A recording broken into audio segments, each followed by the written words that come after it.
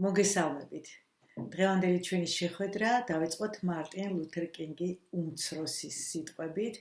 ადამიანის უმაღლესი საზომი ის კი არ არის, თუ როგორ იქცევა კომფორტისა და ხელსაყრელი პირობების დროს, არამედ ის, თუ როგორ იქცევა განსაცდელის და წინააღმდეგობების შემთხვევაში.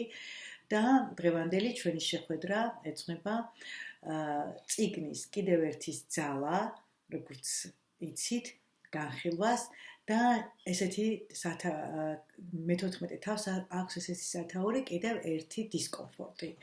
ხო, რაღაცა უცნაურია, რატომ უნდა გქონდეს და შევიქმნათ კიდევ ერთი დისკომფორტი, რას გვთავაზობს ამ შემთხვევაში ავტორი და არ გაგიკვირდებათ თუ გეტყვით, რომ ყველაფერი, ყველა დიდი მიზანი, ყველა წარმატება, ყველა აი ეს შესრულებული სასურველი ცხოვრებისკენ, როდესაც მივდივართ, ხო, ყველაფერი ეს დისკომფორტის გარეშე შეუძლებელია ამის მიღწევა.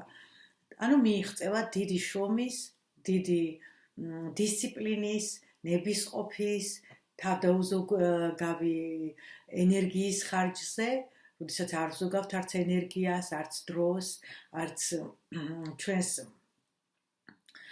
კომფორტს და მივდივართ მხოლოდ და მხოლოდ ამ შემთხვევაში მივდივართ წინ. აი მარტივი, მაგრამ დამაჯერებელი ფაქტი იმისა, თუ როგორ არის მოწყობილი სამყარო. კომფორტისა და სიდიადის თანაარსებობა არარეალურია.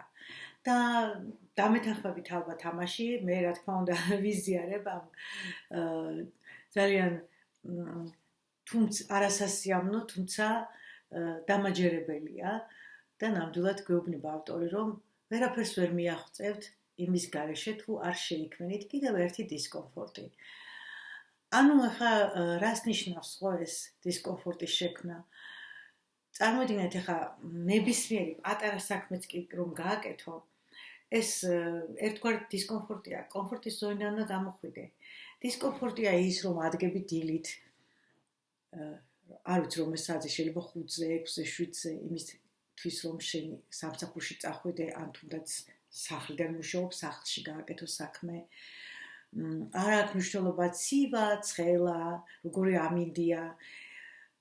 ძალიან ხშირად არა მხოლოდ ამინდს არ აქვს მნიშვნელობა, არ აქვს მნიშვნელობა როგორია შენი ჯანმრთელობის მდგომარეობა, შეიძლება სიცხიანსაც კი მოგიწიოს და წახვიდე სამსახურში, იმიტომ რომ ეს აუცილებელია. ხშირ შემთხვევაში ასეა, არ გაგიკვირდეთ, ვითომეტეს ახლა მე გეტყვით, რომ აი აქ ევროპაში, საფრანგეთში არაფრით არ შეიძლება შენ თუ გინდა რომ წინ წახვიდე, არაფრით არ შეიძლება ან გააცდინო სამსახური, ან რაღაც პატარა სიცხის გამო და პატარა რაღაც გაციების გამო დარჩე სახლში. ეს რა თქმა უნდა დისკომფორტია. მაგრამ როგორ მივაღწევთ რამეს და რას გავაკეთებთ, თუ ჩვენ მხოლოდ იმაზე ვიფიქრობთ, რომ კომფორტულად ვიგრძნოთ თავი. ეხლა წარმოიდგინეთ, დედა, ქალი, როდესაც ბავშვს აჩენს, კი, ძალიან სასიამოვნო პროცესია ორსულობაც, ბევრისთვის კი არა ყველასთვის და ძალიან ლამაზია, რომ შეხედა ორსულ ქალს, მაგრამ რამხელა დისკომფორტი აქვს, ხო? სანამ ბავშვის გაჩენა, სანამ გაჩნდება ბავშვი, ზოგჯერ ძალიან ხშირად არის ხოლმე ისეც, რომ მთელი 4 თვე უნდა იწვევს, სხვა სიმპტომები აქვს და მოკლედ მთელი ამბებია, ეხლა ამაზე აღარ მინდა დიდხანს გავჩერდეთ ყველა, იმიტომ რომ ყველა მიცით ეს. დისკომფორტი არის, რა თქმა უნდა, პატარა ბავშვის გაზრდაც, თუმცა სასიამოვნო დისკომფორტი. და ეხლა რატომ მოიყვანე ეს მაგალითი ბავშვი? რატომ მომეწონა ეს მაგალითი და თქვენ გიამბობთ ამის შესახებ? რამდენადაც არაკომფორტულად გრძნობ თავს, რამდენადაც მეტის გადატანა გიწევს, მით უფრო სასიამოვნო პროცესია. სწორია, ხო მართალია? რა დიდი სიამოვნება, როცა იცი რომ წინ ასეთი სიამოვნება გელის პროცესშიც, ხო? სანამ ბავშვი გაჩნდება და რო იცი რომ შენი შვილი უნდა აიყვანო ხელში, რამხელა ძალა და სიამოვნება თუნდაც აი დისკომფორტშიც კი. ასე არის, შეიძლება ხაი ცოტა უხეში შედარება, მაგრამ ამ დოზით ვერ ვიტყოდი, მაგრამ არანაკლებ სასიამოვნოა ბევრისთვის და ყველასთვის ალბათ, როდესაც რაღაცა გარკვეულ მიზნებს აღწევ და ამ მიზნების გადასალახად გიწევს უამრავი ღამის გაცენება თუნდაც, ასევე გიწევს ურთიერთობები სხვა ადამიანებთან. ზოგჯერ ეს ურთიერთობები დამერწმებით ძალიან რთულია.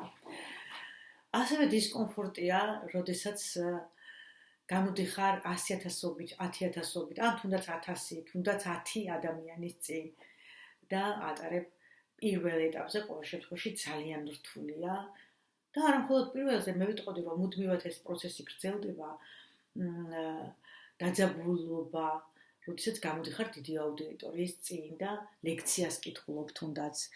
დისკომფორტია, პასუხისმგებლობა და რა ვიცი, მაგრამ სამაგეროდ სასიამოვნო პროცესია. და სასიამოვნო პროცესი არის არა მხოლოდ ის, როდესაც შედეგებს მიიღებ. სასიამოვნო არის პროცესი, როდესაც რაღაცა ძალიან გინდა, რაღაცა ძალიან მოგწონს, სანამ მიხვალ მიზნამდე. პროცესია თვითონ სასიამოვნო. გზა, რომელსაც გადიხარ, მიუხედავად იმისა, რომ უამრავი დაბრკოლებები და უამრავი წინააღმდეგობები არის ამ გზაზე. მოდით ახლა წავიკითხავ პერიოდულად და განვიხილოთ თან. დისკომფორტი როგორც ცხოვრების წესი. დაფიქრდი ყველაზე უჩვეულო მოვლენებზე, რომლებიც ცხოვრებამ გაჩუქა. ისინი სავარაუდოდ გარკვეული დისკომფორტის განცდით დაიწყო. ხო, აი ეს არის ახლა რაზეც ვისაუბრე, ხო? ამ ეტაპზე. თუ სრულფასოვანი და ბედნიერი ცხოვრება გსურს, დისკომფორტი ცხოვრების წესად უნდა აქციო. იცით რა არის ცხოვრების წესად ქცევა, არ ვიცი მე, მაგრამ ფაქტია, რომ აი პირველ რიგში დისკომფორტის მიმღებლობა უნდა გქონდეს და ასევე უნდა გქონდეს იმის წინასწარი მზაობა, რომ როდესაც რაღაცა დიდს გინდა მიაღწიო, აუცილებლად შეგხვდება ეს დისკომფორტი. ანუ შენ ვერ წამოწვევი დივანზე და ვერ ჩათბები თუნდაც ზაფხულში ცხელი ჩაის მოგართმევენ, ან შენ თვითონ გაიმზადებ და კომფორტულად მოეწყობი, ეს არის კომფორტი, რა თქმა უნდა, ყველასთვის კარგია, მაგრამ არანაირად არ გაქვს ამის დრო, როდესაც შენ რაღაც დიდ და დიდ მიზნებს დაისახავ, ან თუნდაც სულაც პატარა მიზნებს, რა მნიშვნელობა აქვს, ხო? ელემენტარულად სახლის საქმეც რომ გააკეთო, ესეც ღლის ადამიანს, დაღლილობა გექნება, ენერგიის დახარჯვა მოგიწევს, მაგრამ კიდევ მინდა გავიმეორო, რომ აი ყველაფერში ამაში მე პირადად რომ გითხრათ იმ საქმეს, როდესაც ვაკეთებ, რაც ძალიან მიყვარს, პროცესი თვითონ რაც არ უნდა დამღლელი იყოს, მაინც მსიამოვნებს და დიდ სიამოვნებას ვიღებ ამისგან. ეხლა აქ არის ესეთი შეკითხვა, ნება მომეცით კითხოთ თვითონ იძახის, თუ ყოველდღიური ან ყოველკვირეული გასაკეთებელი საქმეების სია გაქვს, რომელ როგორ უმკლავდები ამ სიას? იმის გასათავისებლად, რომ რაღაცას ვახწევთ, ხშირად თავდაპირველად იოლ საქმეებს ვაკეთებთ. იმიტომ რომ ჩვეულებრივ იური საქმეების კეთება რეკომენდირებულია. ზოგჯერ კი აღსანიშნავია. აღნიშნე და გაიხარე თუ გსურს, ოღონდ ამ შემთხვევაში მხოლოდ შენს საშუალებას და უფერულობას აღნიშნავ. ესე იგი, ნახეთ, ჩვენ რა თქმა უნდა მიზნებზე ბევრი ვისაუბრეთ და მიზნების დასახვის დროსაც ყოველთვის ვირჩევთ ხოლმე პატარ-პატარა მიზნებს, როდესაც დიდი მიზანი გვაქვს, პატარ-პატარა ნაბიჯებით მივდივართ ამ მიზნამდე და მე ვეთანხმები ამ მოსაზრებას, რომ პატარა ნაბიჯებით და წარმატებ პატარა რაღაცას გავაკეთებთ, მე ამას ვაღიარებთ, ამას ავღნიშნავთ, საჩუქარსაც უკეთებთ ჩვენ თავს, ამაზე ვისაუბრეთ, ხო? ვაჯილდოვებთ და ასე განვაგრძობთ და ეს უფრო ადვილია. მაგრამ ნახეთ ავტორი რას გვეუბნება, თქვენ თუ პატარა საქმეებით დაიწყებთ დიდი მიზნისკენ სვლას, მაშინ ამ შემთხვევაში შენ საშუალობასა და უფერულობას აღნიშნავო. გასაგებია, ხო, უკვე მაილეტის პოზიცია, რომ პირდაპირ გადადითო ისეთი საქმეების დაწყებითო, ანუ როდესაც გათენდება დილაო, ჯერ ეს საქმე უნდა გავაკეთო, ან ჯერ ის საშიში საქმეა და ამით დავიწყებ, ესი არ გააკეთოთო, რთული საქმების შესრულება ჩამოგიყალიბებთ ხასიათს და პირდაპირ შეგიძლიათ რთული საქმეების კეთება დაიწყოთ. ეხლა აქ ჩემი აზრი ასეთია, ჩემ აზრს გეტყვით მე აუცილებლად, რომ გააჩნია რა შემთხვევაში. აი მაგალითად გამახსენდა ეხლა, როდესაც გამოცდა გაქვს ჩასაბარებელი, ხო, სადმე? ანუ დისერტაცია, არ ვიცი ხა რაღაც ნაშრომს აკეთებ და უნდა წარდგენა გააკეთო, ან გამოცდის, ელემენტარულად გამოცდაზე გადიხარ, ან სტუდენტობის დროს, ან სკოლის პერიოდში, ან მერე, არ ვიცი, და ამ საქმეს გადადებ და ჯერ ვითომ პატარა წაიკითხავ, პატარა რაღაცას ისწავლი მე და ფიქრობ, რომ ბოლოში გავაკეთებ. ამ შემთხვევაში, რა თქმა უნდა, ეს არასწორი მიდგომა იქნება, იმიტომ რომ ბოლოს დიდი საქმის მოტოვება ბისთვის შეიძლება დროც არ გეყოთ და არ იცით რა ხდება თან, ხო? გაუთვალისწინებელი რაღაცები შეიძლება მოხდეს და ვერ გააკეთოთ ეს საქმე და ვერ მიხვიდეთ მიზნამდე. და ამიტომ ჯობია რომ თავიდანვე ისეთი საქმებით დავიწყო, ჩემი აზრია ეს რა თქმა უნდა, რომელიც მერე უკვე გაგიმარტივებთ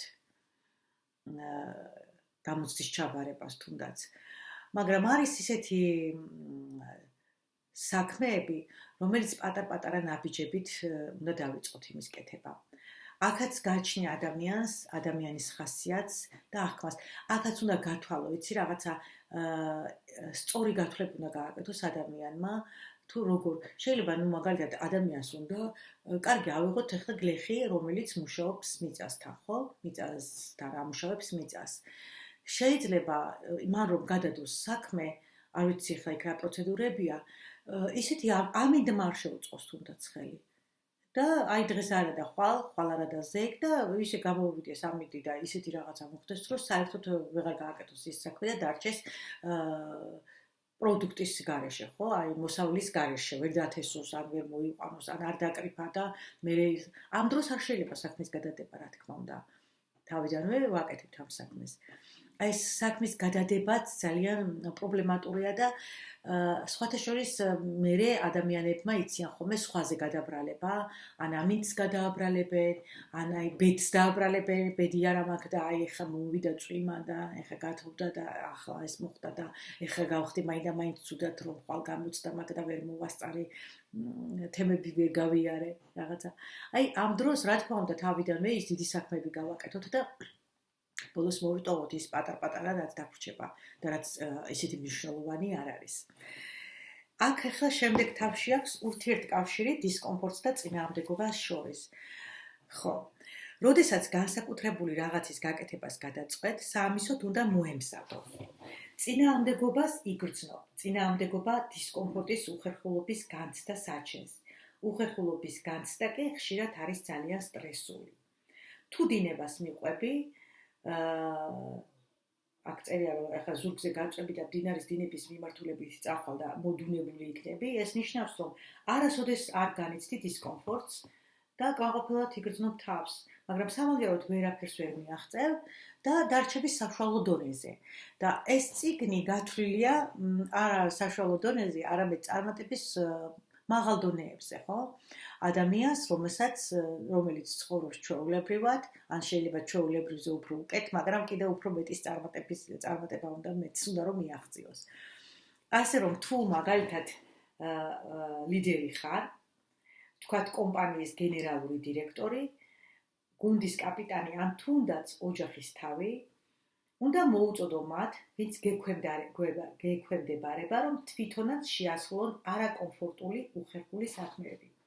ხო, არა მხოლოდ შენ უნდა გააკეთო, არამედ სხვასაც უნდა მოუწოდო. რა თქმა უნდა, ვინც არის შენი პასუხისმგებლობის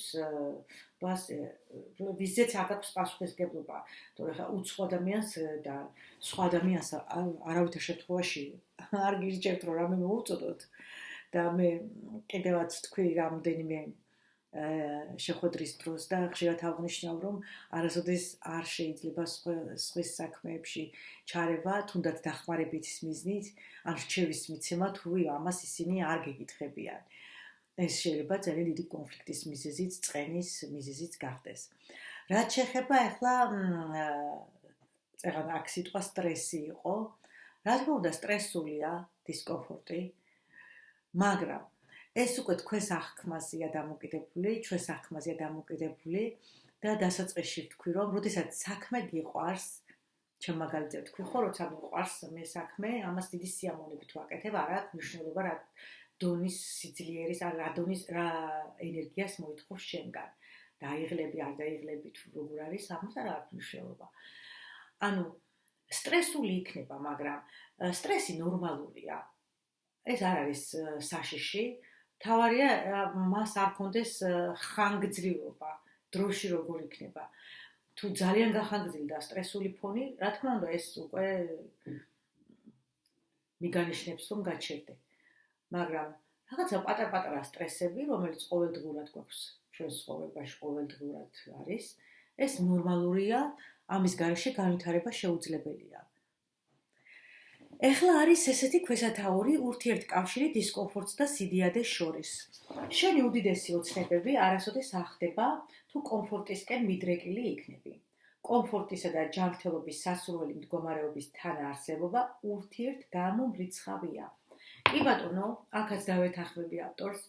რა თქმა უნდა, ეხლა შენი კომფორტი არის, სიტყვაზე მოდი ავიღოთ, ადამიანი მიირთმევს სასიამოვნო არის მისთვის, ესე იგი, გემრიელი ნამცხრები, ფუნთუშები, სწრაფი კვების ობიექტებში სიარული, ამას არც დრო სჭირდება ბევრი, რომ სახლში გამოამზადო ნატურალურ პროდუქტებზე ან დაამზადო საკვები, წახვიდე სადმე გარეთ მიირთვა სწრაფი კვების ობიექტებში, ეს ჩვენი, არ ვიცი, ხარ დავასახელებ ამ ობიექტებს, რა თქმა უნდა, და ან ქსიამოვნებს შენ ახლა სახლში წამოწვე და სამსახურის მერე აღარ დაკავდე სპორტით სიტყვაზე, მაგრამ ეს არ არის ჯანმრთელობისთვის, რა თქმა უნდა, კარგი და აი ნახეთ, კომფორტის ზონიდან არ გამოვდივართ და ჩვენ ჯანმრთელობას ვავნებთ. მაგრამ თუ გინდა რომ ადამიანი იყო ჯანმრთელი, პირდაპირი კავშირია, ესე იგი, ჯანმრთელობასა და დისკომფორტს შორის, ხო? ერთმანეთთან არის კავშირი. უნდა გამოხვიდე შენი კომფორტის ზონიდან და უნდა შეიქმნა დისკომფორტი. ასე რომ, როგორც უკვე მიხვდით, დისკომფორტი, ამაზე სხვათა შორის მე ადრე არ მიფიქრია. ამ წიგნმა დამაფიქრა. დისკომფორტი არის ძალიან სასარგებლო იმისთვის, რომ ჩვენ მიზნებს მივაღწიოთ. ჩვენი სასურველი მდგომარეობა მივიღოთ. ჯანმრთელად გინდა იყო? ადექი დინიდან, ადექი სავარძლიდან, ტელევიზორის და კომპიუტერთან მთელი დღე ასე დროის გატარებას ირბინე, ფეხითი არე 1 საათი, სპორტ დარბაზში წადი. ასევე ძალიან კარგია, ხო, აი ესე ჩვენ გვიყვარს ეს ვისა უყვარს ხა გემრიელი საჭმელი, მაგრამ როცა შენ იცი რომ ეს შენს ჯანმრთელობაზე ცუდად აისახება, წონაზე აისახება, ცხიმები დაგროვდება, შაქარი აიწევს, მაშინ რა თქმა უნდა ეს არ არის კომფორტული შენთვის, მაგრამ ვერ მიაღწევს სასურველსაც, თუ წონის კლება გინდა მით უმეტეს. ეხლა აქ არის საუბარი რაზე? ჩვენი ძალისხმევის უფრო მეტად გასამართლებლად სხვა ადამიანებსაც უნდა ვუხმობ. კი ვუხმობთ, რათა დაადასტუროს სწორ გზაზე ვდგავართ. ხშირად ეს ადამიანები ჩვენი თავის მოტყუების თანამონაწილეები ხდებიან. ნუ გაკიცხავ საკუთარ თავს, თუ მსგავს საქციელში გამოიჭერ. ეს ბევრს ემართება და უფრო ხშირად ვიდრე გგონია. ჩვენ სხვებსაც ვადარებთ თავს. ნაცვლად იმისა, რომ საკუთარ ღირებულებებს და შესაძლებლობებს დავეღწოთ. ხო, აქ საუბარია იმაზე, რომ ადამიანი იცი, რომ მაგალითად ის მისთვის საზიანოა, თუნდაც კვებაზე ავიღოთ და მაინც ეთანხმები, კი ეს უნდა რამდენი დედაა ესე, ხო, ელემენტარულად ავიღოთ, რომ მე ფუნთუშები და ნამცხრები და ტორტები და აბა გვსიამოვნე შვილები რო ჭამენ და ვაკეთებთ ამას. მაგრამ სიამდვილეში ეს არის პირიქით, ხო? ხელს უწყობთ ცუდ ჩვევის განვითარებაში და ცუდ რაღაცაში, მარტივად რო ვთქვათ. და კიდე აქ ლაპარაკი აქვს მიბაძვაზე, ხო? სხვა ადამიანებს ბაძავენ ადამიანები და ამითი იქმნიანო აი მიზნების დასახვის დროსაც, რაღაცა წარმატება, როცა გინდა რომ წარმატებას მიაღწიო და სხვა ადამიანის მაგალითით ხელმძღვანელობ. ნუ აქ ორი შემთხვევა შეიძლება განვიხილოთ, ორი ვარიანტია. არის რომ მისი საქციელი შენთვის ძალიან მოსაწონია, მოგწონს და იგივე გინდა გააკეთო, მაგრამ და არის ასევე რომ შენ რაღაცნაირად გინდა რომ მასზე მაღლა დადგე, ან არ ჩამორჩე. ეს უკვე სხვა არის. ეხლა ეს არ არის სწორი განზრახვა, მაგრამ შენ თუ მოგწონს ის ადამიანი და შენთვის მაგალითს წარმოადგენს და აღფრთოვანებული ხარ მისით, რატომაც არა. მაგრამ საქმე რაშია, იცით? თქვენ ყველა ადამიანს აქვს თავისი სტილი ცხოვრების, თავისი უნარი, რესურსი. ყველას თავის შესაბამისი რესურსებით უნდა იმუშაოს და იმით გააკეთოს ეს წარმატების მიღწევისთვის ეს მიდგომა უნდა გამოიყენოს. იმიტომ რომ სხვას როდესაც უყურებ, ეს არასწორია, თვითონ გვეუბნება ავტორი, ყოველთვის შედარეთ საკუთარ თავს, ანუ შედარება გააკეთოთ თქვენ საკუთარ თავთან და ნუ უყურებთ სხვებს ისინი როგორ ცხოვრობენ, რას აკეთებენ. ჯერ ერთი ჩვენ სხვას უყურებთ და გონია რომ ის ძალიან კომფორტულად ცხოვრობს. მოდი ამ სიტყვას ვიხმარ, ან ძალიან ბედნიერია, შესაძლებელია ეს სულაც არ იყოს ესე. ერთი მხრივ შეხედავდა ყველაფერი რიგზი აქვს, მაგრამ ეს მხოლოდ ერთის მხრივ. მის შიგნით რა ხდება, ჩვენ ვერასოდეს ვერ გავიგებთ. მაგი კი არა, სხვისი მდგომარეობა კი არა, ადამიანებს საკუთარ თავში ვერ გაუგიათ რა ხდება. და ეს ძალიან ხშირია. არაფერი არ არის ამაში გასაოცარი. და მოდი ისე ჩვენ თავს დავაკვირდეთ და გავიაზროთ. ჩვენთვის რა არის კარგი და რა არის ცუდი. ეხლა მაგალითად თუ ჩვენ ვიტყვით რომ არა, აი აქ ძალიან ბევრი დაბრკოლება შეხვდება ამ გზაზე, რაღაცა მიზნის გზაზე, სიტყვაზე რაღაცის მიღწევა გვინდა და მე ამას ვერ გაუმკლავდები, ეს არასწორი მიდგომაა. იმიტომ რომ ნახე ელემენტარულად თუ არ ცადე ვერც გაიგებ გაუმკლავდები თუ არ გაუმკლავდები. ერთია რომ შენ დისკომფორტი შეგექმნება, კი ბატონო, გასაგებია, მაგრამ მეორეა, რამდენად მიაღწევ ამ დისკომფორტის შემდეგაც მიზანს. შეიძლება სულაც არა. არც ეს არის გამორიცხული, აქ გარანტია არ არსებობს, მაგრამ მაინც ღირს ხო ამის გაკეთება. ჯერ პირველ რიგში, ამაზე მე მგონი ვისაუბრე ამ ნაწილობრივ შევეხეთ რომ მიზნებში, რომ ნახეთ წარმოიდგინეთ ადამიანმა შეიძლება ვერ მიაღწიოს ბოლომდე იმ სასურველს, მაგრამ აი ამ გამოცდილებით რა გზასაც გაივლის, თუნდაც წინააღმდეგობების გზაზე, ხო? ძალიან ბევრ რამეს ისწავლის, რატომაც არა, ხო? ისწავლის. შენ უნდა შეხედო ამ ყველაფერს ისე, რომ ისწავლო ამ გამოცდილებებით და არა ისე, რომ აი მე დავმარცხდი და всё, აღარაფერი აღარ გამოვა, უნიჭო ვარ, ხო ვიცოდი, მე ვიცოდი რომ არ გამომივიდო და მე ხო ბედი არა მაქვს, ან ვიღაცას დააბრალო, ან შენ თავს დააბრალო, ან რაღაცნაირად უკმაყოფილებაში ჩავარდი, ან საწყვეტილებაში და დეპრესიაში ჩავარდი კიდეც შეიძლება. მაგრამ ესე არ არის. ამიტომ არის სწორედ რომ ჩვენ წინა თავში გქონდა უნარებზე მუშაობა, აუცილებლად უნდა გამოიმუშაოს ადამიანმა ისეთი უნარები, რომელიც აი ესეთი მდგომარეობა, როგორიც არის მაგალითად ვერ მიაღწიო მიზანს, შეცვალო. ანუ სხვა უნარები უნდა გქონდეს იმისთვის, რომ მიმღებლობის უნარიც ესეც უნარია ელემენტარული. ჩვევებზე ვისაუბრეთ და ძალიან ბევრ რაღაცაზე, რომელიც გამოგადგებათ. ეს მთლიანად ერთიანი პროცესია. ეს არ არის რომ ეხლა ერთი რაღაცა მეწოდინება, ეხლა მე დისკომფორტს მივიღებ, ვიცი ეს კი ბატონო და მე იქ თავდაჯერებულობა დამაკლდება წარმატების მიღწევის დროს და ეს შემიშლის ხელს. შეიძლება დისციპლინა მაქვს და мотивация არ მაქვს. ყველაფერი ერთად უნდა იყოს ეს ყველაფერი და ამიტომ არის ეს საინტერესო ეს წიგნი, ძალიან მომწონს მე ეს წიგნი. ყოველ შემთხვევაში პატარა რაღაცას მაინც მოგცემთ ყველას, ხო, ვინც მოусმენთ და ვინც წაიკითხავთ თუნდაც რა მნიშვნელობა აქვს. ხო, არ ვიცი თემას ავწდი, მეგონი, ვიცი ხომ ესეთი ამოვარდნები არ გავიკვირდეთ. ეხლა გვეუბნება ესეთი ქვესათაურით, რატომ გჭირდება დისკომფორტიო. თუ რაღაც რთულ ეტაპს გადიხარ, ეს შესაძლოა ნიშნავდეს, რომ რაღაც განსაკუთრებულს უახლოვდები. კი ბატონო, შესაძლებელია ეს უნიკალური შემთხვევა იყოს, ან ცხოვრებაში მხოლოდ ერთხელ მოხდეს. იცოდე რომ არსებობს მნიშვნელოვანი განსხვავება დისკომფორტს და პრობლემებს შორის. ხო, პრობლემები მართლაც სხვა რაღაცაა. და დისკომფორტი არის ძალიან ბევრი ვისაუბრე უკვე დისკომფორტს და მე მგონი გასაგებია და პრობლემად არ უნდა აი ნახეთ განსხვავება დისკომფორტი ჩვენ არ უნდა გადავაქციოთ პრობლემად. ანუ პრობლემად არ უნდა აღვიქვათ. მემღებლობაზე ვისაუბრე. და გქონდეს იმის მიმღებლობა, რომ კი, რაღაცა წინააღმდეგობა აუცილებლად შეგვხდება. ნუ დავარქმევთ უბრალოდ ყველაფერს პრობლემებს. მე ასე უფრო ლამაზად მიმაჩნია, ასე უფრო სწორად მიმაჩნია. პრობლემა ცოტა რთული სიტყვაა და რაღაც პრობლემური სიტყვაა, ხო? ნუ დავარქმევთ პრობლემებს.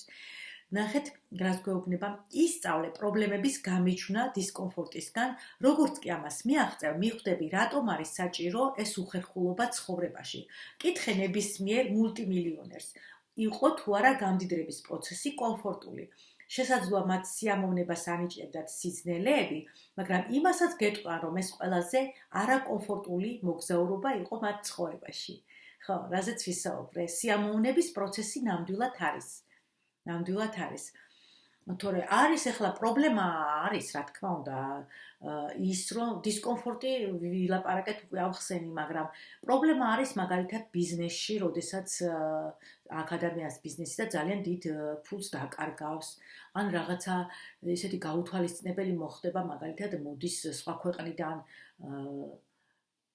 მასალა, არ ვიცი რისთვის და ან პროდუქცია და ეს გაფუჭდა თუ მალფუჭებადია ან დაიკარგა, აი ეს პრობლემებს ქმნის, მაგრამ ესეც შეგვიძლია დაბრკოლებებად მივიჩნიოთ და გადავლახოთ ესეც.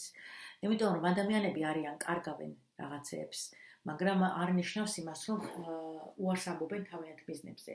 და ედისონის მაგალითი რამდენჯერ აქვს მოყვანილი ახლა ამ ავტორს, არ ვიცი, რამდენი მცდელობა ქონდა 10,000, მგონი, თუ არ ვცდები, ხო? არ გამოდიოდა, მაგრამ ეს იმდენად სიამოვნებას ალბათ ანიჭებდა ამ ადამიანს, რომ მიეღწია თავისი ბიზნესთვის, რომ არ ჩერდებოდა არასოდეს. იცით რა, ასე მგონია თუ სიამოვნებას ვერ მიიღებ ადამიანი პროცესისგან, ვერ დაასრულებ იმ საქმეს, არ წაყვები ბოლომდე, იმიტომ რომ დაბრკოლებები ყოველთვის შეგვხდება იმ გზაზე. არ არსებობს რომ არ შეგვხდეს. ნებისმიერი გზა რომელსაც წარმატებისკენ მიყავ, დისკომფორტული არის. კი ბატონო, არ არის კომფორტული. აუცილებლად შეგვხდება დისკომფორტი. დისკომფორტის ატანა ადვილი არ არის, არადა გრძელვადიან პერსპექტივაში კომფორტი გააგრძელებით უარესია. ერთ რაღაცას დავამატებო, ამბობს ავტორი. კომფორტი არასოდეს გრძელდება დიდხანს. თუ ძალისხმევას არ გამოიჩენ, ადრე თუ გვიან, რაც გაქვს, ისიც გაქრება. ის შესაძლოა უბრალოდ წაგართვან. შენმა მოსაწყენმა და დუნე ქცევამ შესაძლოა გამოიწვიოს ის, რომ თავი მიანებო სამსახურს, ან ბედის წერა გეტყვის. საკმარისია და სამყაროს ძალები სხვა ვითარებაში ჩაგაყენებს. იშვიათია, რომ ეს ვითარება უკეთესი აღმოჩნდეს.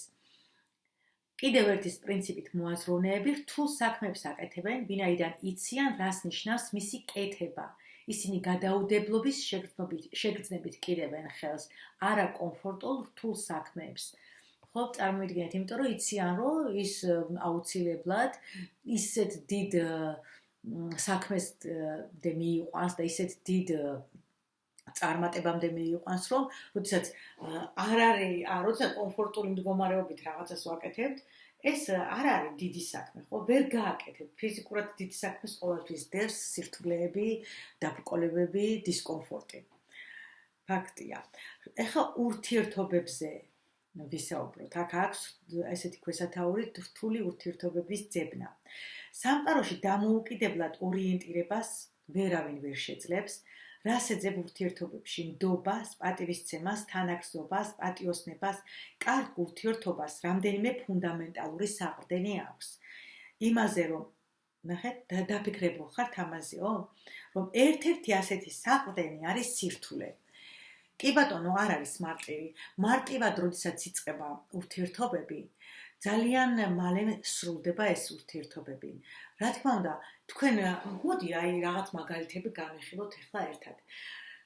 ძალიან ბევრჯერ არის, რომ ადამიანებს დიდი სირთულეები ხვდებათ სანამ ერთმანეთის პარტნიორები გახდებიანან. ქალს და მამაკაცს. შეიძლება იყოს წინააღმდეგობა ოჯახიდან, შეიძლება, ანუ 1000-ნაირი წინააღმდეგობები ხდება ხოლმე. ან არა აქვთ ერთად დასახლების საშუალება ერთ ჭერქვეშ რომ გადავიდნენ, ანუ ერთ ოჯახს არ უნდა, მეორეს არ უნდა, ну არ ვიცი, ასაკობრივი სხვაობის გამო რაღაცა ხალხი რა სიტყვის და მე არის ხოლმე მთელი ამბები. და ამ სირთულეების მიუხედავად, როდესაც ისინი აი ამ სირთულეების გადახლახავენ, მე უფრო ძალიან ახლოს არიან ერთმანეთთან, იცით? და ძალიან გამტკიცებული, ასეთი ის არსებობს თურმე, ახლა როგორც ავტორი გვეუბნება, რომ ამ დროს უფრო ერთმანეთთან უფრო კარგად და შეხმატკილებულად გრძნობენ თავს, იმიტომ რომ მათ საერთო ღირებულებები აქვთ, სხვა აქვთ ბევრი საერთო. თუმცა ერთი შეხედვით გარედან მათი შეიძლება ან სტატუსი, ან ასაკი, ან რაღაცები არ ემთხვევა ერთმანეთს და ამას ძალიან დიდი წინააღმდეგობები უჩნდება. ან არის ფინანსური წინააღმდეგობა და მე როდესაც ერთად გადალახავენ აი ამ დიდ პრობლემას, მე აუცილებლად ერთმანეთში უფრო აი როგორი ურთიერთობა აჩნდება ხოლმე, იცი, მე ვიტყოდი რომ აი მე მაძლევს ასაკი ამის გამოცდილება და ასაკი ამის უფლებას, რომ თქვა, უფრო უფრთხილდებიან ამ ურთიერთობას. იმდენი როცა ბევრი აქვთ ერთად გადატანილი, უფრო მოსაფრთხილებელია ეს ურთიერთობა. ვერ ვიტყვი რომ ეხლა სიყვარული ამ დროს მყარდება, იმიტომ რომ სიყვარულია ყველა შემთხვევაში არ აქვს მნიშვნელობა როგორ მდგომარეობაში ხარ, თუ გიყვარს, ან გიყვარს, ან არ გიყვარს, მაგრამ აი გაფრთხილება ურთიერთობების და ერთობა, ერთიანობა, ასეთ დროს უფრო იგრძნობა. მე მაგალითად ნამდვილად ესია, იმიტომ რომ ჯერს მაგალითად შემიძლია ამის თქმა, როდესაც წამოვედით ჩვენ რა ვიცი, უცხო ქვეყანაში რამოდენიმე წლის წინ და ერთად დავიწყეთ, აი აბსოლუტურად ყველასგან ჩვენ ცხოვრობდით მანამდე 6-7 წელი, თუ რამდენი წელი ვიყავით ერთად 10 ალბათ. ну არ ვიცი რამოდენიმე წელი ერთად და მე წამოვედით აქ მოგვიწია ხო, ემიგრაციაში წამოსვლა. აქ უფრო ბევრად მჭიდრო გახდა ჩვენი ურთიერთობა. ბევრად როგორ შეიცვალა ის ხო, აი კიდევ ერთხელ ვიმეორებ, ახლა სიყვარული იქაც იყო და აქაც გაგრძელდა რა თქმა უნდა, ახლა ეს არაფერ კავშირში არ არის, მე მგონი სიყვარული ამასთან ჩემი აზრით, მაგრამ მოფრთხილება ურთიერთობის, ერთმანეთის მეტად ნდობა, ერთმანეთზე დაყრდნობა, ერთიანობა და სიმჭიდროვე უფრო ბევრად მეტი იყო. და აი ეს რამ გააკეთა დისკომფორტმა. იმიტომ რომ ჩვენ ქვეყანა შევიცვალეთ, ჩვენ საცხოვრებელი შევიცვალეთ, გარემო, ადამიანები, ახლობელი ადამიანის გარეშე დავრჩით, არავინ აღარ გყავდა ჩვენი თავის და შვილების მეტი პატარა შვილები, რომლებიც პასუხისმგებლები ვიყავით ორივე ერთად. მე ხა წარმოიდგინეთ და იფიქრეთ აბა ამაზე. რამდენად შეუწყო ხელი ახლა ჩემს პირად მაგალითზე ოჯახს, რომელიც შესაძლოა სულაც არ იყო ისეთი მყარი, როდესაც ცხოვრობდით თბილისში. ნამდვილად ესია. მე არ ვმალავ, აი პირდაპირ ვეუბნებით, რომ იქ ნამდვილად არ იყო ისეთი სიმყარე ჩვენ ორ შორის, როგორც აქ გამყარდა და აქ ჩამოყალიბდა. ხო, ეს რატომღაც ეხლა სპონტანურად გამახსენდა, საერთოდ არ მიფიქრე ამ მაგალითზე, მაგრამ ეხლა გამახსენდა. ხო, ახლა ალბათ სხვა ურთიერთობები, მეგობრული ურთიერთობები. ახლა ის მეგობრული ურთიერთობა, რომელიც მხოლოდ დამყარებულია კომფორტზე, მე არ მგონი ამას მეგობრული უწოდო. მით უმეტეს ამ გადმოსახედიდან. ახლა კი ბატონო, რაღაცა ახალგაზრდობის პერიოდში შეიძლება ყველა შენი მეგობარი გგონია, ერთობით, მაგრამ რაღაცა დროს ატარებთ ერთად, მაგრამ რომ გადის რაღაც პერიოდი და ხვდები, რომ შენ ადამიანს გჭირდება მხარდაჭერა, ან მას ჭირდება შენი მხარდაჭერა, დააკვირდით აბა ამას. თუ თვლი რომ ის შენი მეგობარია, ან მას ჭირდება შენი ფინანსური თუნდაც ფინანსური მხარდაჭერა და შენ გაქვს ის ფინანსი, მას არ აქვს იმ წუთში და შენ მასთან არ აზიარებ შენს ეკონომიურ, ну ახლა მე არ ვიძახ რომ ყველაფერი მას უნდა მისცე, მაგრამ ყოველ შემთხვევაში ახლა ის ადამიანი თუ შენი მეგობარია, ნამდვილად მე ვფიქრობ ყოველ შემთხვევაში, ხა ვალდებული არავინ არ არის არაფერში, მაგრამ მეგობრობა არ განისაზღვრება მხოლოდ აი ესეთი ჰუით და ერთმანეთში სიარულით და ერთად დროის გატარებით. არავითარ შემთხვევაში რომ ხედავ რომ მას შენი დახმარება სჭირდება, ნამდვილად უნდა დაეხმარო. ესეც ჩემი მოსაზრებაა, თუმცა აქაც არის აღწერილი. დაახლოებით ეს ტიპი და მე აი სულ ჩემი მაგალითები მახსენდება. მეც იყო პერიოდი, რომ აუცილებლად მიჭირდებოდა ჩემი მეგობრების დახმარება, ახლობლების დახმარება და აი მაგ დროს შეიცნობ ვინ არის შენი ნამდვილი მეგობარიო, ეს ახლა არ ახალია ყველასთვის და ეს ძალიან კარგად მოგეხსენებათ. მაგრამ არის ახლა ესეთი პერიოდები, რომ აი ადამიანი ნორმალურად ფინანსური გაჭირვება არ აქვს, ძალიან კარგად არის ყველაფერი, მაგრამ იმ ადამიანსაც არ აქვს, ხო, სულ აი ესე შოკოლადში ვარ და არ მინდა არაფერი და აი ესეთი ბედნიერი ვარ, ესე არ ხდება. არ ხდება. მე მერწმუნეთ, ჩემი აი გადმოსახედიდან და აი გარშემოც რომ გონია რომ აი ყველაფერი ძალიან მაგრად არის და ფულიც ბევრია ყველაფერი არ ხდება ესე. იმ ადამიანებსაც აქვს თავიანთი პრობლემები და იმათაც ჭირდებათ ვიღაცის მხარზე დადონ თავი და თავიანთი გასაჭირი მოყვნენ. გვერდში დაუდგე ამ დროს ადამიანს, თუნდაც ჩუმად ხმა არ მოიღო, მაგრამ მან იგრძნოს რომ შენ ნამდვილად მისი მეგობარი ხარ. ეს კი არ არის საინახეთ აქ როგორ აქვს, იცი ამას ახსნილი, კაი რაღაცა აქვს, ნათქვამი ხა გამახსენდა. ადამიანს, როდესაც შენს ახლობელს მეგობარი იქნება თუ ნათესავი რა მნიშვნელობა აქვს, ვინ იქნება, გამოუყოფ შენ დროს იმისთვის, რომ მას დაეხმარო, როდესაც მას სჭირდები. ეს არის კარგი და ეს არის ადამიანობა, თორე არა ის, რომ როდესაც შენ მოგრჩება დრო და მერე მოახმარო ის დრო შენს მეგობარს თუ ახლობელს მოახმარო რა ერთად გაატაროთ. არა, ეს არავითარ შემთხვევაში. და ნამდვილად მასია. ანუ შენი დისკომფორტი უნდა ჩათვალო, რომ შენ შეგეძლია დისკომფორტი შეიქმნა შენთვის. მოიკოლო ის დრო იქნება თუ რესურსი იქნება თუ ფინანსი იქნება თუ რაც იქნება, რა მნიშვნელობა აქვს და შენ დაეხმარო შენს მეგობარს. როცა მას სჭირდები, ან ახლობელს მეგობარია თუ ვინც იქნება, რა მნიშვნელობა აქვს და იქნება თუ ძმა იქნება თუ ახლობელი. რა მნიშვნელობა აქვს ვინ იქნება. ანუ აი ესეც დისკომფორტულია.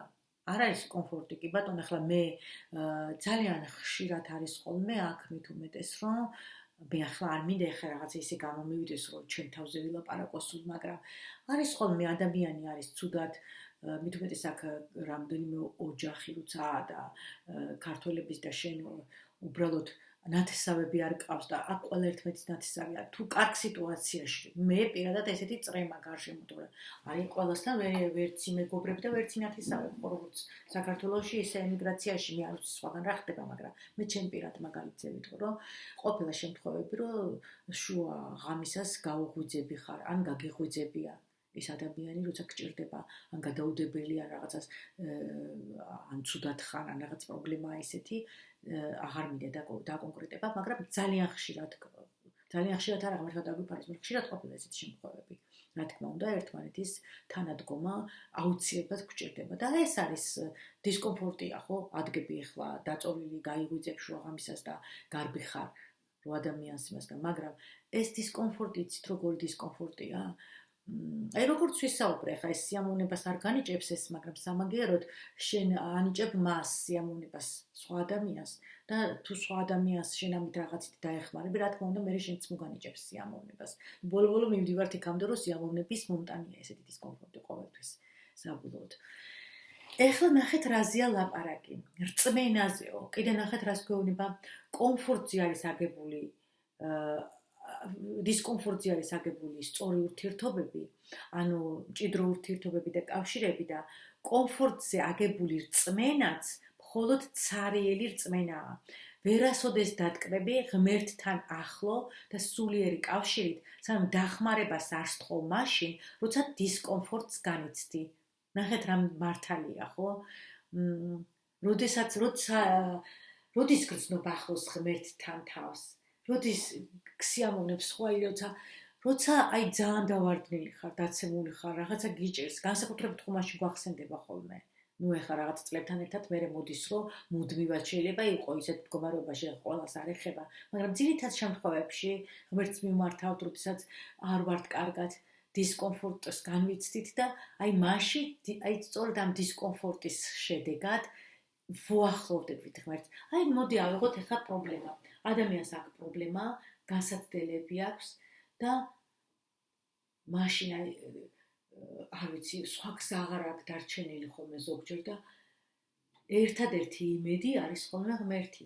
წმენა, არ ვიცი რა მნიშვნელობა აქვს, რომლის სარწმუნოებას მიეკუთვნები, უბრალოდ ყველას თავისი აქვს, ხო? და ეს რწმენა, რომელიც გადაგვარჩენს, რომელიც ჩვენთვის ძალიან დიდი იმედის მომცემია. სწორედ ეს არის, რომ აი აქაც ისია, ხო, დისკომფორტს მივყავართ ამ დიდ ღმერთთან დაკავშირშიც და ესაც აქვს აგერ ნახსენები. ну მოკლედ ეს დისკომფორტი ყოფილა, რაც ყოფილა. ბოლო ესე გამოდის. ეხლა ნახეთ რას გეუბნება, დისკომფორტის სწორედ გამოყენებაო. კითხე საკუთარ თავს, როგორი ცხოვრება მინდა, ვინ არიან ის ადამიანები, რომლებიც ცხოვრების განმავლობაში მჭირდება, როგორია ჩემი სტანდარტები დასახული მიზნების მისაღწევად. ასეთი კითხვები აქვს და მიიღებ თუ არა პასუხებს შენს შეკითხვებზე, თუ კომფორტული ცხოვრებით იცხოვრებ. რა თქმა უნდა, არაო. ხო, ეხლა თუ კომფორტულად ხარ და ძალიან ისე ხარ, როგორი ცხოვრება მინდა, ვერ მიიღებ ამაზე პასუხს. გინდა ერთია, მაგრამ თუ არაფერი გააკეთე და შენ დარჩი იმ ადგილზე, ვერაფერს ვერ გააკეთებ. და აქ კიდე თავდება ეს თავი ძალიან საინტერესო იყო სხვათა შორის. სოფლიოში მოწინავე და პროდუქტიული ადამიანები აწყდებიან დაბრკოლებებს, რომლებიც დისკომფორტს უქმნით, მაგრამ აღუშფოთებლად უმკლავდებიან მათ. აღუშფოთველობა გასაღებია. ხო, ეს არის ბოლოს დასკვენთ, რომ არავითარ შემთხვევაში არ უნდა იყოს აღშფოთება. ანუ რაზეც უკვე ფაქტურად ვისაუბრებ, ხო, სიამოვნების მომნიჭებელი უნდა იყოს ეს ყველაფერი და არავითარ შემთხვევაში ხა შენ თუ ეს გაშფოთებს და დაგაწყვიტავს ნერვებს და ნევროს გაგიჩენს, უბრალოდ არ ღირს ამ მიზნის მიღწევა. კი ბატონო, ნამდვილად არ ღირს. ანუ პროცესი უნდა აქციოს სიამოვნებაზე.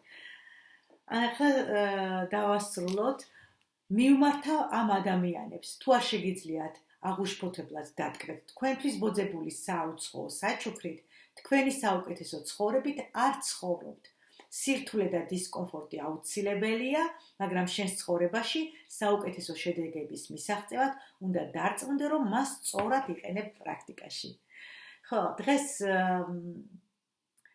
ძალიან საინტერესო შეხვედრა იყო. მე ვფიქრობ, რომ საინტერესო თავია დისკომფორტზე არ მიფიქრია, თუმცა მიფიქრია დაბრკოლებებზე, პრობლემებზე, ამაზე ვიდეოებიც მაქვს ჩაწერილი და